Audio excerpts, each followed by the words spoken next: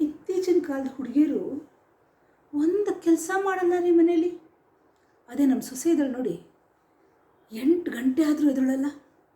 ನಾನೇ ಅಡುಗೆ ಮನೆಗೆ ಹೋಗಬೇಕು, ನಾನೇ ಒಲೆ ಹಚ್ಚಬೇಕು, ಏನಪ್ಪ ತಿಂಡಿ ಮಾಡೋದು ಅಂತ ಇಷ್ಟು ವಯಸ್ಸಿನಲ್ಲೂ ನಾನೇ ತಲೆ ಕೆಡಿಸ್ಕೊಳ್ಬೇಕು. ನನ್ನ ಮಗ ಇದ್ದಾನಲ್ಲ, ಒಂದು ಮಾತು ತನ್ನ ಹೆಂಡತಿಗೆ ಹೇಳಲ್ಲ ರೀ. ನಾನು ಅಡುಗೆ ಮನೆಗೆ ಹೋದ್ರೂ ಹೆಂಡ್ತಿನ ಎಬ್ಬರಿಸಿ ಅಡುಗೆ ಮನೆಗೆ ಕಳಿಸಲ್ಲ.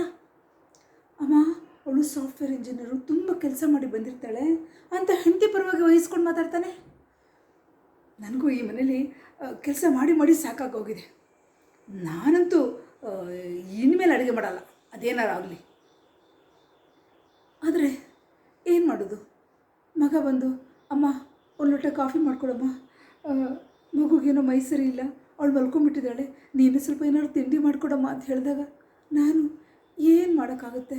ಅಯ್ಯೋ ಪಾಪ ಅಂತ ನಾನೇ ಮಾಡಿಕೊಡ್ತೀನಿ. ಆದರೆ ನಮ್ಮ ಸೊಸೆದಾಳು ನೋಡಿ, ಭಾಳ ಗಯ್ಯಾಳಿ, ತನ್ನ ಗಂಡನಿಗೂ ಅಡುಗೆ ಮಾಡಿ ಹಾಕಲ್ಲ ರೀ.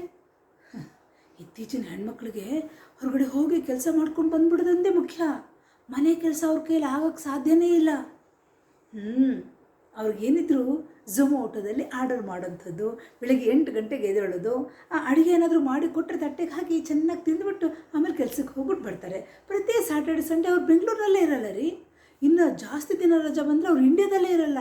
ಯಾವಾಗಲೂ ಪಿಕ್ನಿಕ್ಕು, ಹೊರಗಡೆ ಔಟಿಂಗು. ಫ್ರೈಡೆ ಸ್ಯಾಟರ್ಡೆ ಸಂಜೆ ಮನೇಲೇ ಇರಲ್ಲ.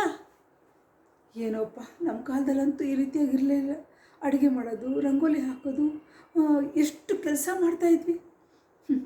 ಈಗಿನ ಕಾಲದ ಹೆಣ್ಮಕ್ಳಿಗೆ ಏನಾದ್ರು ಹೇಳಿದ್ರೆ ಮೂಗಿನ ಮೇಲೆ ಕೋಪ ರೀ, ಚಕ್ಕಂತ ಅತ್ತೆ ಮೇಲೆ ಬಂದುಬಿಡ್ತಾರೆ. ಈ ಮಗ ಅನ್ನಿಸ್ಕೊಂಡವರು ಯಾವಾಗಲೂ ಸೊಸೆಗೇನೇ ಶಿಫಾರಸು ಮಾಡ್ತಾರೆ. ತಾಯಿ ಕಡೆ ಒಂಚೂರು ನೋಡೋದೇ ಇಲ್ಲ. ಏನು ಮಾಡೋದು? ನಾವೇ ಅಡ್ಜಸ್ಟ್ ಮಾಡ್ಕೊಂಡು ಹೋಗ್ಬೇಕು ಅಲ್ವಾ?